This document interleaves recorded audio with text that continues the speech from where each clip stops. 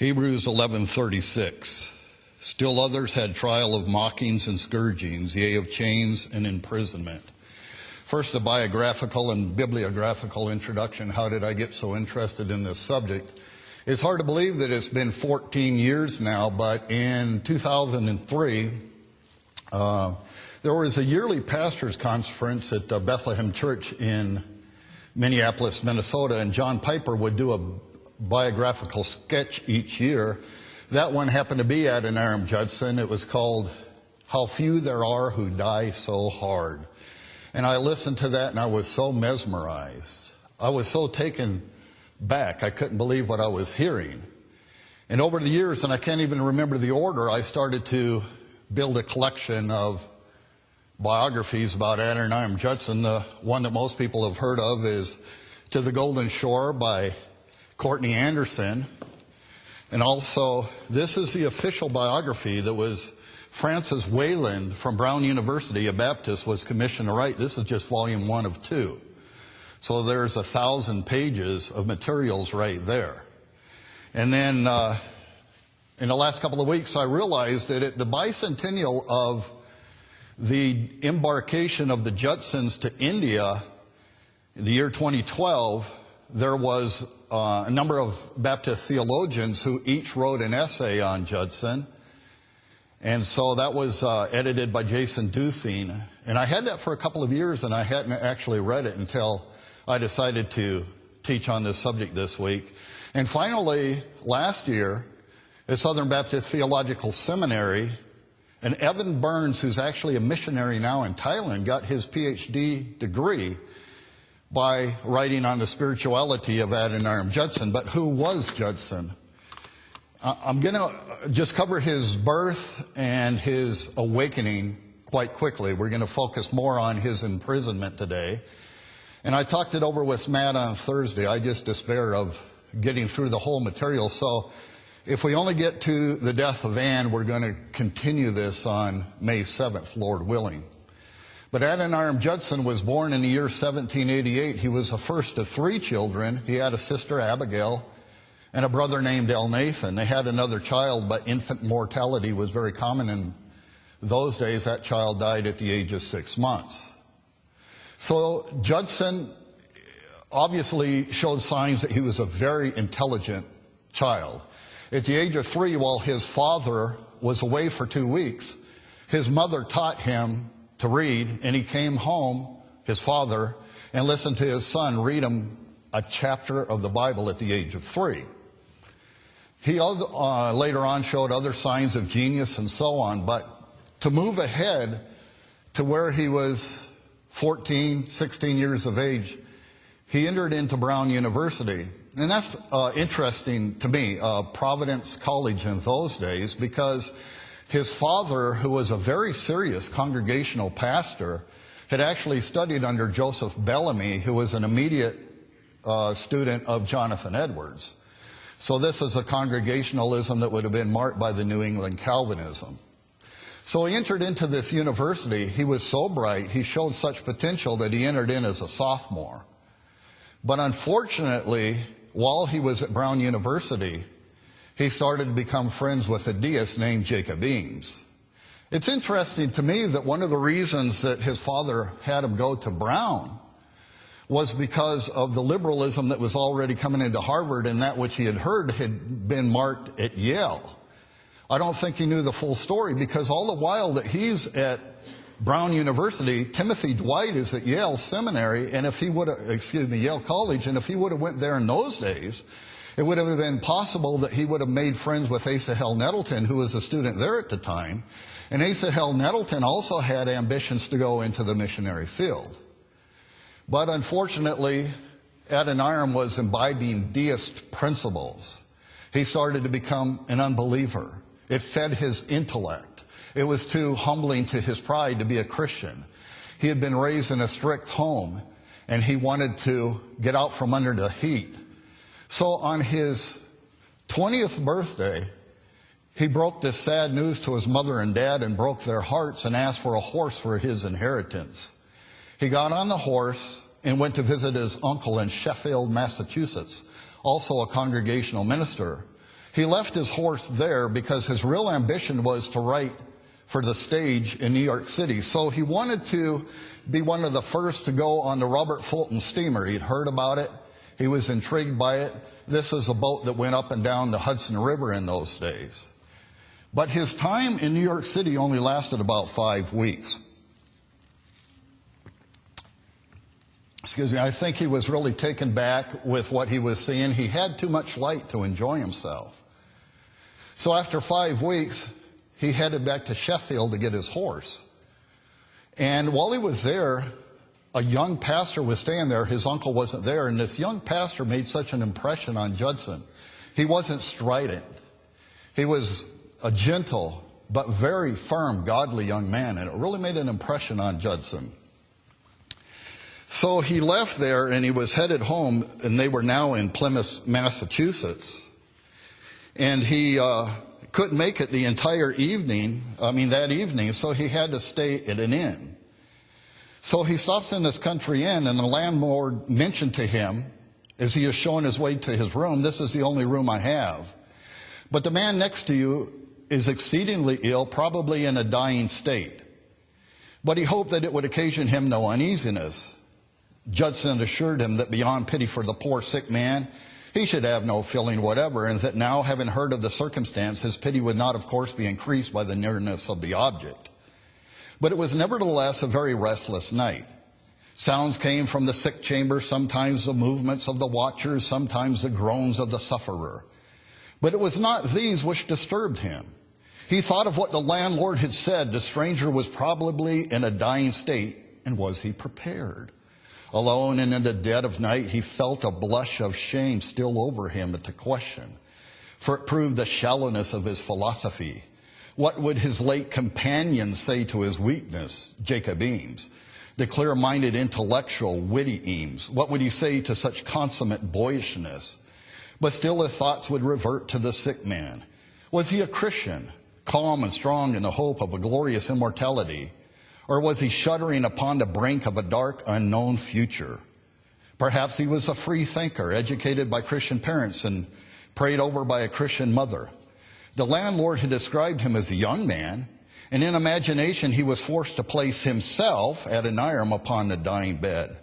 Though he strove with all his might against it, at last morning came, and the bright flood of light which it poured into his chamber dispelled all his superstitious illusions. As soon as he had arisen, he went in search of the landlord and inquired for his fellow lodger. "He's dead," was the reply. "Dead?" "Yes, he's gone, poor fellow. The doctor said he would probably not survive the night." "Do you know who he was?" "Oh, yes.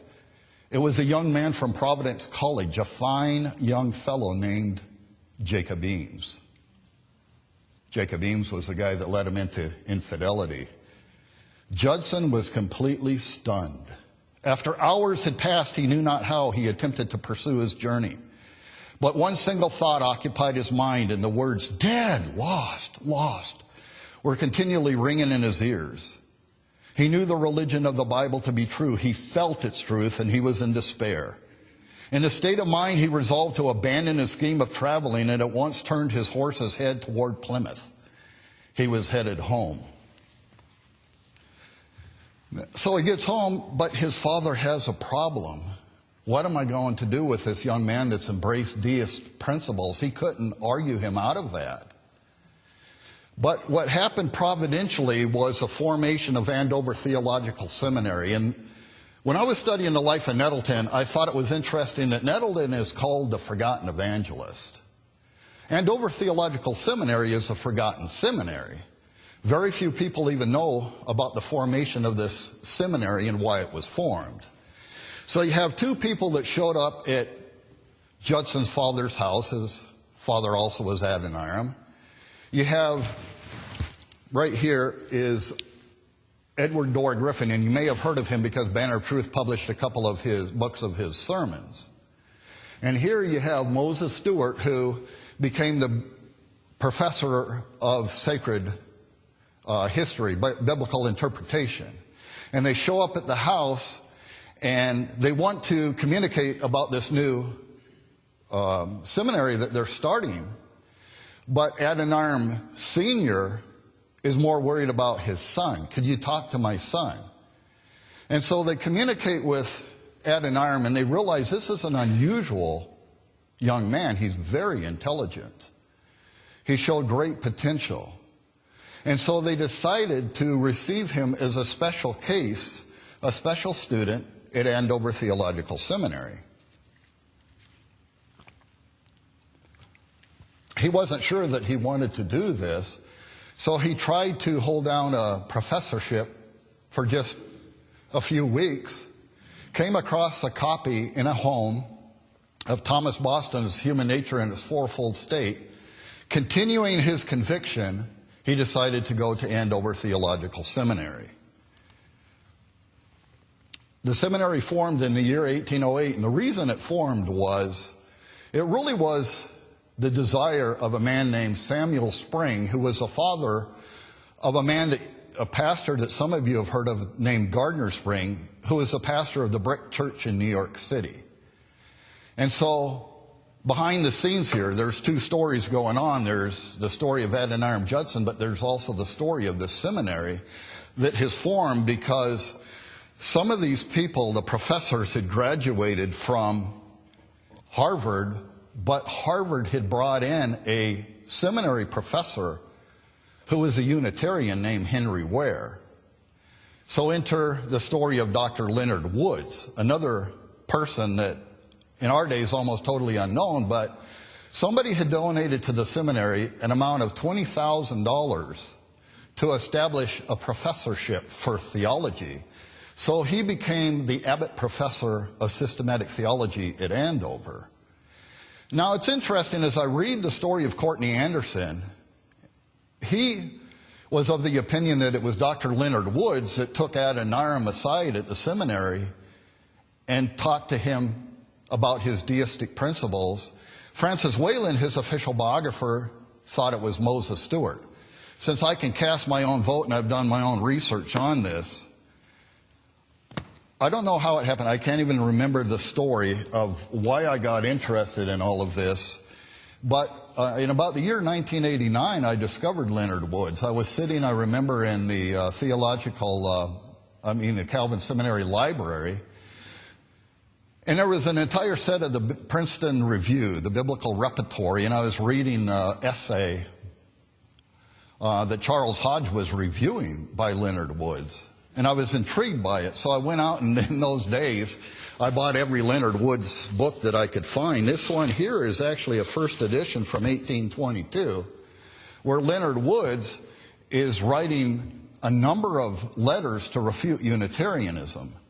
There's 5 collected works of the works of Leonard Woods, and in our day, there's no market for them. In fact, somehow in the last 28 years, I'd lost some of the books, so I ordered volume 5. It was only $16 for a first edition. Why? There's just no market for it. This story has been totally forgotten. But Leonard Woods, as Courtney Anderson labeled him, was a philosopher who was every bit Adoniram's equal. So within 6 weeks, Adoniram finally made a profession of faith, and he was very serious about it. While he was at Andover Theological Seminary, his mind was turned towards missions. And there was a sermon that was published by somebody of the East India Company who was a chaplain, actually worked alongside of the missionaries that were already in India, called A Star in the East, Claudius Buchanan. And he came across this sermon. So I had to look it up. I didn't want to just take their word for it. I wanted a copy of the sermon. And I found it interesting. Now you can get that sermon online, but Adoniram really stirred by what he had read in this story. So he has an ambition to go into the mission field in Andover. At the same time, there's something going on at Williams College. There's a number of young men, 4 to 6 of them, who also have a desire for missions, but not necessarily to go to Asia, the Far East, or anything, but just maybe to the Indians. A lot of these people probably came across David Brainerd's diary or whatever. And some of them had heard of Adoniram Judson, and a number of them, one by one, came to Andover Theological Seminary. But before they came, they had formed a union among themselves to pray about missions. And they were praying outside one time, and a thunderstorm came up, pretty powerful storm, and so they took refuge under a haystack. So it became known as the Haystack Revival, and now it's marked as the beginning of our American foreign missions. It all started with prayer. But eventually, these people made it to Andover Theological Seminary. By this time, Adoniram's ambitions for the mission field were really increasing, really had a desire for this, and almost to a fault, because he was a little bit precipitate, and one of his classmates said, but you have to have funding. Where's the funding going to come from? There had never been a board for American missions established. He thought about the London Mission Society, and he had actually made a trip over to London to talk to the people that comprise that society. But there's a war going on with England and France. And the French actually captured his vessel, and he was put in prison. Going over to establish a mission fund. No way to speak to the people that had him in this prison, because they spoke French, he spoke English, until somebody discovered that he spoke Latin as well. He was very astute in the languages, and he spoke some Latin. They were finally able to communicate. This is an American. This wasn't somebody from England. And to make a long story short, he was able to be released. He was able to get over to speak to the people in charge. But this is before what we called a transatlantic cable was sent across the ocean, so that you could even send Morse code back from England to America. How would they communicate? So in a sense, it was somewhat of a wasted trip. But he came back, and the people that, were the heads of the Andover Theological Seminary, started to pay attention that there was this ambition. And so they started to form what became the very first American Board of Missions. And there were a number of them. There were a number of students, but also the professors got together for prayer. Samuel Spring was still alive, Leonard Woods, and a number of them. Before I get to that point, though, I do want to say something about Andover Theological Seminary. When they started, there were only two professors. Moses Stewart, who taught sacred literature, and Leonard Woods, who taught systematic theology. But that's not unusual. When Princeton Theological Seminary formed in the year 1812, they only had one professor. Archibald Alexander taught every class in that seminary for the first year, until Samuel Miller was brought on in 1813. But what's interesting is how Edward Dorr Griffin got involved, because he wasn't a Congregationalist, he was a Presbyterian. He was actually asked to be brought on board to teach oratory, to teach how to communicate in sermons. And so that was a little bit later on, but to make a long story short, the American Board of Missions was formed, and after a while, the embarkation took place. But before that embarkation, I have to talk about the story of Ann Judson.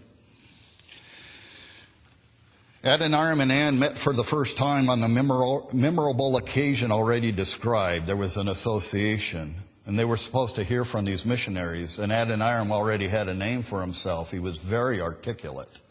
He was a very good public speaker. And so there was so much expectation that was to be met, but he caught sight of this lady that was helping to serve the tables. And instead of making an impression on her with his oratorical skills, he just sat there staring at his plate. He was so taken back by her beauty. To make a long story short, though, he started communicating to her, but ended up communicating to her father, because when he made his intentions known, no female had ever gone into a foreign mission field. She was ridiculed for this. She was put down for this. But her father said, well, Ann, it's your call. So 2 weeks after they had been married, they were already embarking to India. Now, there were 2 ships that went to India.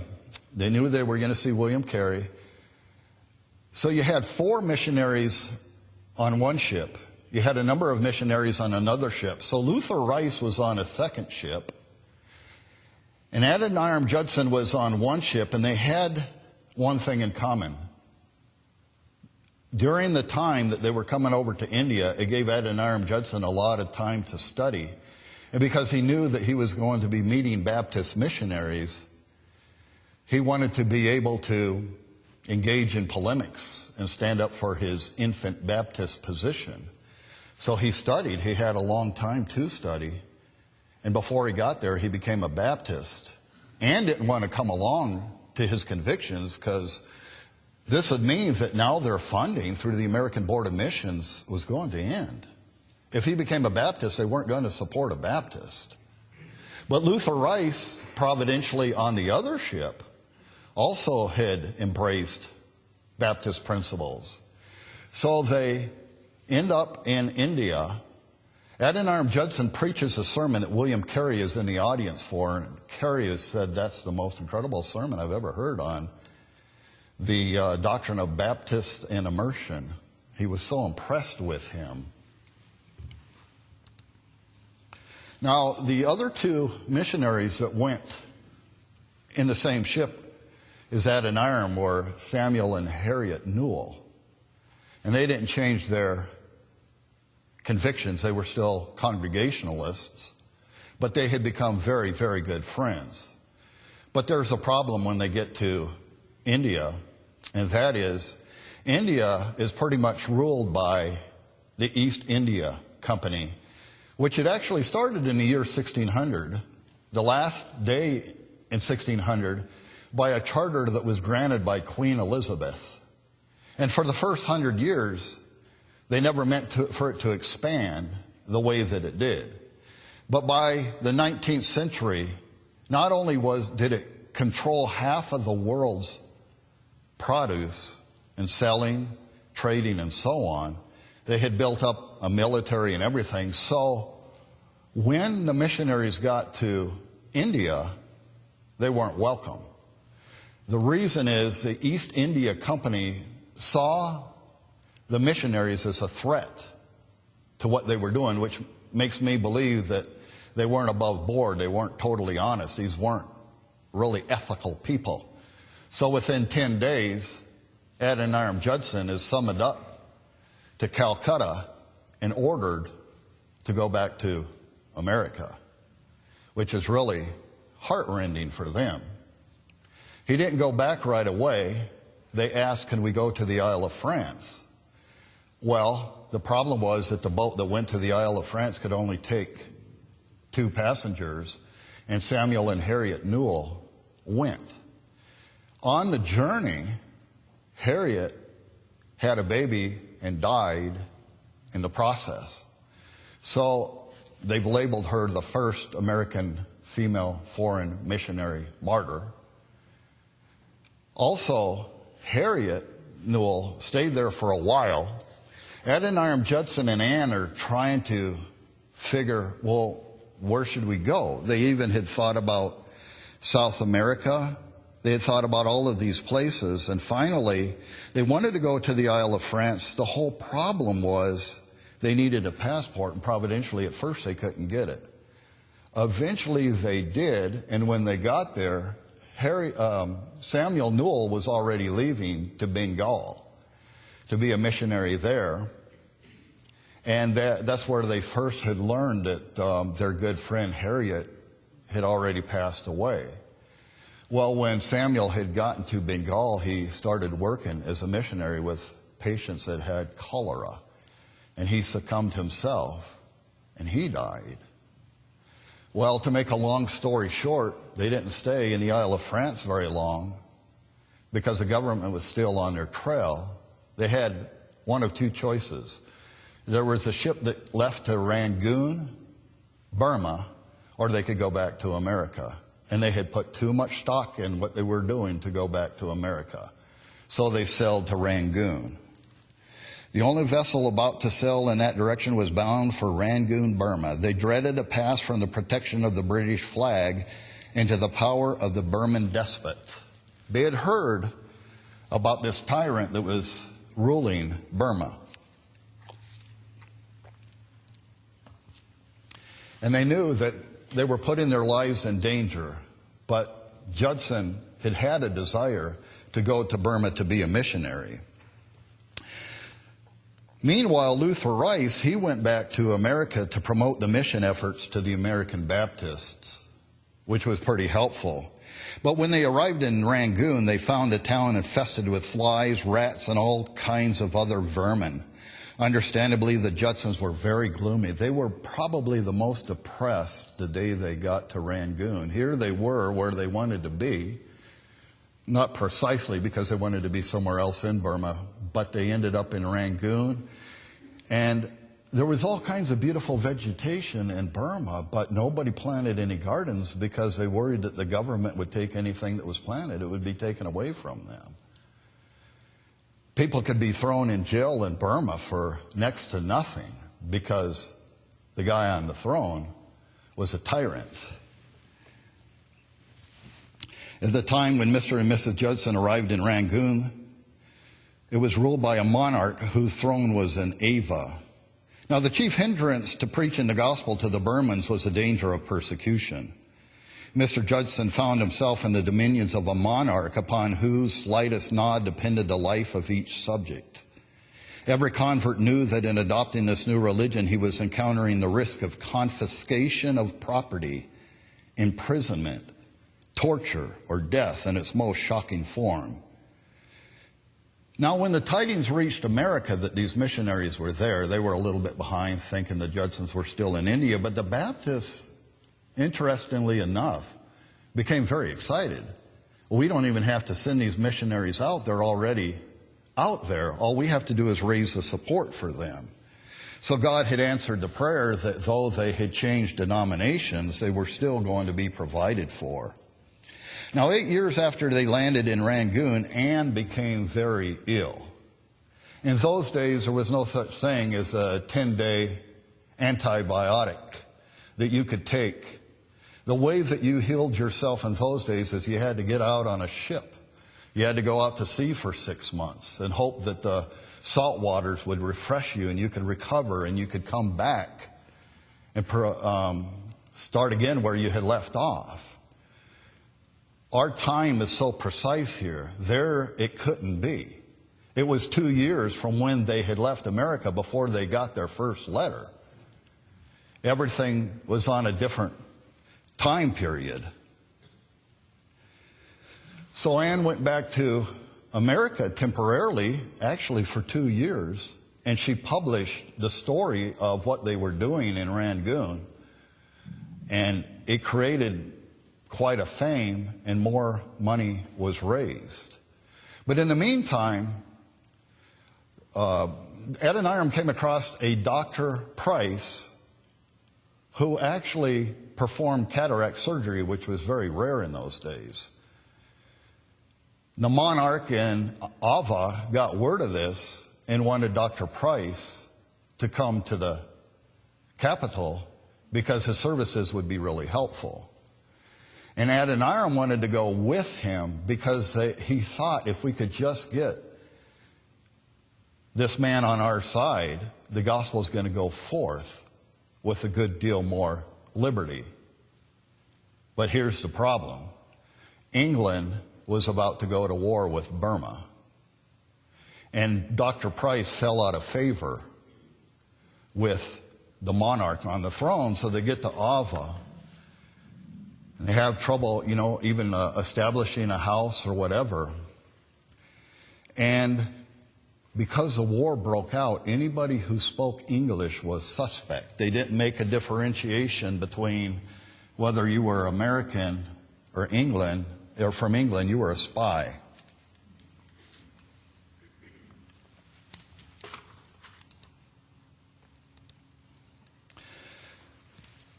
So Judson got arrested.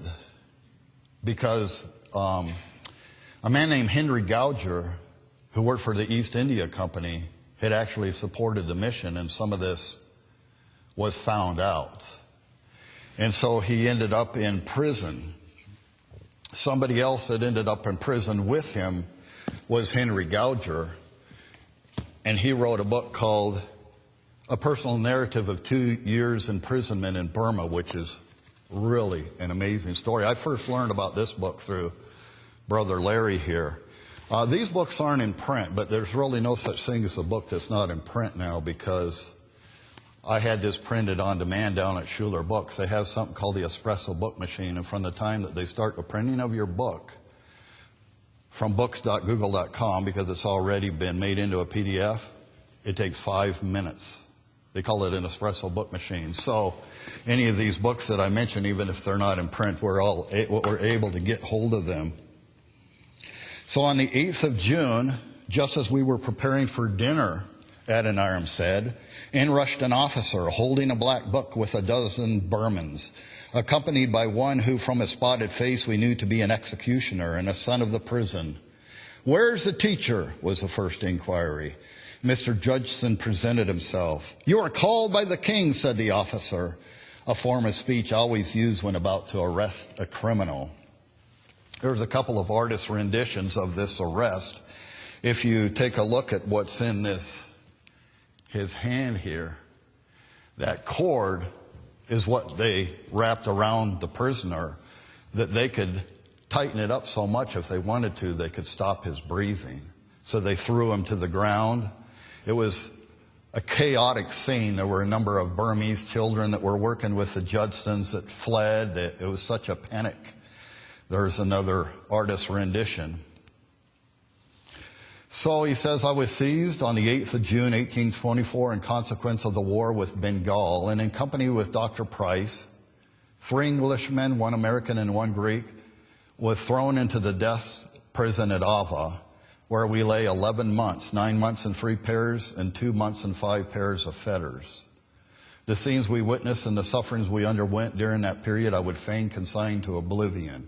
And he did. He didn't want to talk about it. Just as a reference, 5 pairs of fetters weighed 14 pounds, and their ankles were just inches apart, so that's how they would have to walk through the prison and so on. So he never told the story. The reason why we know so much about what happened to Judson in prison is because of this book, which is the narration from inside the prison, and a letter that Ann had written to L. Nathan, the brother of Adoniram Judson, which is really gripping. So, Henry Goucher, A Personal Narrative of 2 Years Imprisonment in Burma.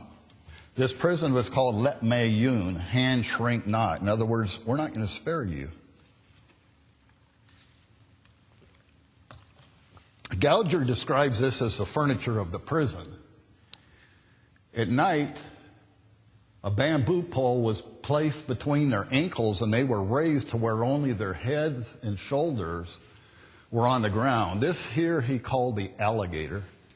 They used to use those in England years and years ago, which would hold you fast. And I'm not sure how accurate that picture is, and I found this one in a Baptist museum in Burma. It may have been more like this. It gives you an idea of how these guys had to sleep at night. Now, there could be as many as 100 people inside of this prison. Goucher says, "Before me stretched on the floor lay 4 or 50 helpless wretches whose crimes or misfortunes had brought them into this place of torment. They were all naked," which means that's not accurate, "and the half-famished features and skeleton frames of many of them too plainly told the story of their protracted sufferings. Very few were without chains, and some had 1 or both feet in stocks. Besides, the sight of such squalid wretchedness can hardly be imagined. But what was it like inside? Silence seemed to be the order of the day. Perhaps the poor creatures were so engrossed with their own misery that they hardly cared to make many remarks on the intrusion of so unusual an inmate as myself." The prison had never been washed. This gives you an idea of how terrible the conditions were, nor even swept since it was built. So I was told, and I have no doubt it was true. For besides the ocular proof from its present condition, it is certain no attempt was made to cleanse it during my subsequent tenancy of 11 months. This gave a kind of fixedness or permanency to the fetid odors until the very floors and walls were saturated with them and joined in emitting the pest, putrid remains of castaway animal and vegetable stuffs, which needed no broom to make them move. The stale fumes from thousands of tobacco pipes, the scattered ejections of the pulp and liquid from their everlasting batel and other nameless abominations still more disgusting, which strewed the floor. And if to this be added the exudation from the bodies of a crowd of never-washed convicts, encouraged by the thermometer at 100 degrees and a den almost without ventilation, is it possible to say what it smelt like? As might have been expected from such a state of things, the place was teeming with creeping vermin to an extent that very soon reconciled me to the plunder of the greater portion of my dress. Well, eventually they had to shave their heads because they were so full of vermin and so on. Weary nature now asserted her merciful prerogative, and in spite of horrors past, present, and to come, we slept. This is so gripping, the way this guy could write. But what a sleep. You who with untroubled mind stretch yourselves on beds of down, look on the scene and be thankful. Picture in your imagination the filthy planks for a pillow, the benumbed bloodless extremities, the creeping vermin, the clank of the chains, the pestiferous atmosphere, and beyond all the tortured mind which reused visions as horrid as the waking realities and denied us the welcome companion of sleep. Forgetfulness. In other words, you can't forget. You're up most of the night. But there was something else that was going on that would really weigh on Goucher's mind, and that is at 3 o'clock in the afternoon each day, a gong would sound. And one of these pale-faces would come in and take one of the prisoners, and it would untune you for the worship service if I described some of the tortures that went on. But if you're lying there at night thinking that within a few hours you could be one of those, what kind of things go through your mind? Now, this is a professing Christian, probably not in a good state because he was part of the East India Company. But this is so profound. What a night was that on which we now entered, death in its most appalling form, perhaps attended with the agony of unknown tortures, with thought by all to be our certain lot. Kiwetni, who occupied the next place on the bamboo, excited a horrible interest by the relation of a variety of exquisite tortures which he had known to be perpetrated under that roof. It chilled us to the heart to think on them, but the very objects around us confirmed their truth by giving utterance to their opinions on our case, spoken in a whisper as between themselves, though too well understood by those chiefly concerned. Now you got to be ready for eternity at any time, when the next day you don't know if you're going to survive. He said, but all sank into insignificance before the awful thought that soon, perhaps in a few hours, all affinity with this world's cares and troubles would cease, and we would be summoned into eternity. I must make my honest confession that it was felt then, the force and value of those sacred truths which I had so often heard but so little regarded. A thoughtless, careless life absorbed in the pursuits of this world to the utter neglect of a future one is a sad position from which to contemplate the sudden change to eternity. I felt it truly to be so. No one can enter completely into the thoughts and feelings and imagination of a person in this fearful position. It's useless to attempt to describe them, for words cannot convey an idea of the intensity of the struggle between doubt and hope and fear, which by turns flit across the unprepared soul in the prospect of its immediate change. So that's the story from within. Now, from without,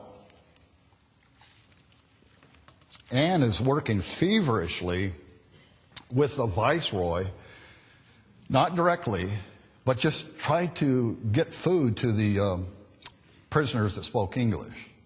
Just try to do anything to make their lot a little bit more comfortable. Go from the inner prison to the outer prison, whatever it would take. You know, finally, she was a real enactment of what you see in Luke 18, the importunate widow, pleading with the judge, wearing this viceroy out. Please, we are not spies. We are American missionaries. Please make their way more comfortable. She finally was able to get them to where they had separate huts on the outside. But the problem with being on the outside of the inner prison, that the things that you heard about on the inner prison, those tortures you now had to witness firsthand. And Goucher says, I would not insult your sensibilities by describing them in some detail. But 11 months went on like this. And then the British kept coming. The war, they were losing. And so they put these prisoners, a number of them, on an 8-mile march to another prison called Un Pin Law. This is an example when Ann found out that they were taken out of this prison and sent to another prison. This is how you would have to ride in those days. By that time, she had had a baby, a 3-month-old baby. She was going back and forth from the viceroy to the prison 2 miles one way, carrying a baby when the temperature hardly got below 100 degrees. For 11 months, and then all of a sudden these people were gone. They were told, they exchanged their fetters for ropes, and they were told to march 8 miles. Judson had made the mistake of, he was always fastidious about his clothing. So he wore shoes the whole time he was in prison. Now his feet were not at all prepared to walk around. You didn't have paved roads in those days, so they're walking along this path 8 miles, where your feet would bruise, the bruises would break. It was so intolerable that Judson had thought about throwing himself over the side into the river and just ending it. But he was chained to someone, and he couldn't go. One person died along the way, but they had to spend the night in one place because they were being goaded on. They weren't able to stop, but they weren't going to make it that full time. A Bengali servant to Henry Goucher saw what was going on, and he tore the cloth off of his head, split it in two, gave half to Adoniram Judson and half to Henry Goucher, his master, and tried to alleviate the burden that way, but they couldn't stop for a moment because these people were totally unfeeling. They didn't know what they were going to run into, what was going to happen when they get there. By the time they got there, they saw a dilapidated prison, later found out that they were supposed to be executed, but their lives were spared. But they got to the prison. It was only thing that Adoniram could do. His feet were so mangled. He was so broken by this. He couldn't move for a few days. Ann finally got there, and then she protracted a sickness. The only place that she could stay, they didn't want her anywhere near the prison, but there was someone in the area that had a room with hay on the floor where she stayed the next 6 months of her existence.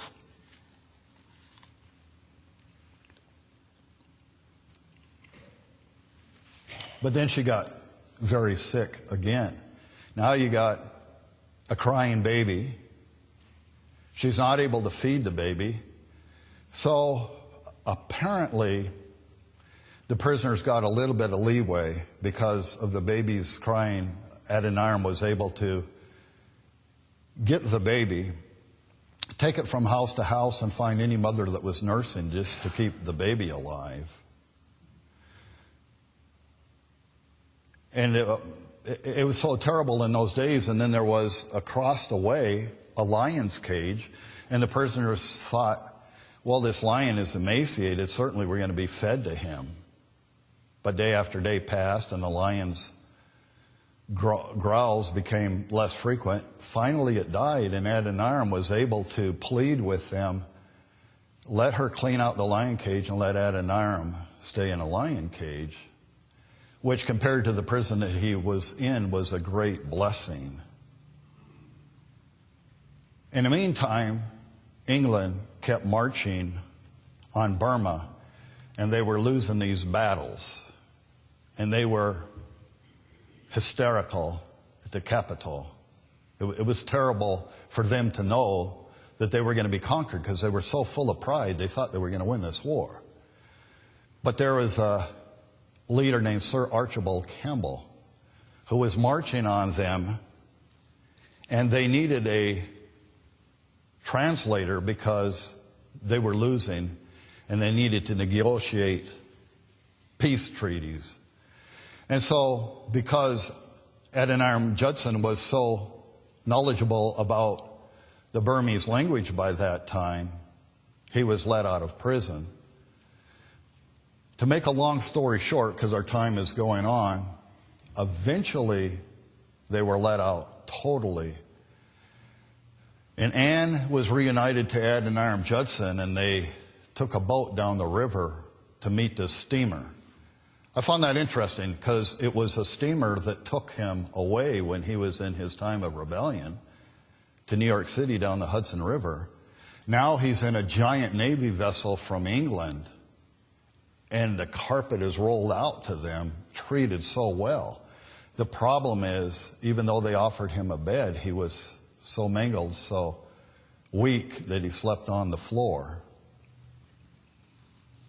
But so much is owed to what Ann Judson had done in those days to be able to preserve life. I'm just telling you a fraction of the story, because in all, it was about 21 months between the two prisons. I simply don't know how they survived. Goucher actually said that he had talked to a man from Burma who had been in the first prison for 3 years, didn't know who put him there or why he was there. He said he was half starved, decrepit, or whatever, just an unfeeling people. But you know, I kind of wonder if some of these things go on in North Korea right now. From what I've read about, they do. That's why these places need the gospel. Ann Judson, to me, is a remarkable lady.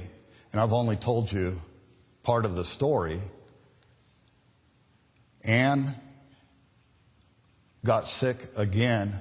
Adoniram Judson was called to the capital for a number of weeks, promised that he would get such and such if he would help with the negotiations. And while he was in Ava, Ann passed away. He didn't even know till after the fact. He wasn't there to say goodbye. And she had said while she was dying, the teacher is so long in coming. I don't know when he's going to come back. So they've created a memorial for Ann Judson in Plymouth.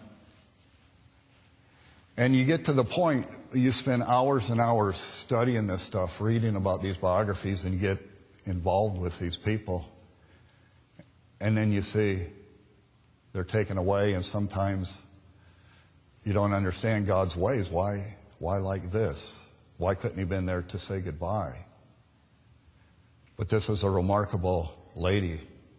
When she decided to become the first female missionary, it says in Romans 12:1, present your body as a living sacrifice. Oh, how she presented her body as a sacrifice for her husband to get the Bible translated into Burmese, to reach these people. And she said, America doesn't know. Back home, they don't know. If they could spend one day here and see what we face. And they were so overwhelmed with what had happened. The revival really never came to Burma until 1831. This is up till 1826. There's still a long way to go. And then a few months after Ann died, the baby died. And all of a sudden, Adoniram is left all alone. But the one thing that was his conviction is, I don't leave the field. I have to be here. He knew he was really the only one because he was so good at languages. There's no cognates that you could find in other books and other languages that was like the Burmese. He had to master how to translate the English Bible into Burmese and make it presentable. It took years. It was more important than his preaching. It was more important than some of the other witnesses he was doing, because he said they need to have the Bible in their language. I wonder sometimes, I feel so soft when I reflect on this. I'm so small when I see what others have given in the field. But I am thankful that God raised up people like Adoniram Judson and Ann Judson. And Lord willing, May 7th, if we finish this, another great lady, Sarah Boardman, who became Sarah Judson. Does anybody have any reflections before we close? Anybody want to add anything? That was kind of leave you silent. All right, I'll pray and we'll end. Father, who is sufficient for these things? But at the same time we say, to whom has the arm of the Lord been revealed? Well, it was to these people. We're thankful for the work that was done, and we're thankful for so many Baptist churches that now are in this country called Myanmar. We're thankful that you gave this man such fortitude to press on in 100-degree heat before there was anything like electricity, let alone air conditioning, that you kept him alive in this prison, that you sustained him, and that he went on to live another 25 years and do good in your kingdom. Thank you for this. We thank you for this story, but we thank you for the story of Henry Goucher, even when he's upside down pretty much in a prison, reflecting on eternity, that you visited him there and calmed his nerves. And years later, he was able to write about it, even though it was 35 years later, not forgetting anything, so that we could benefit from what he learned. We commit this morning to you in Jesus' name, amen.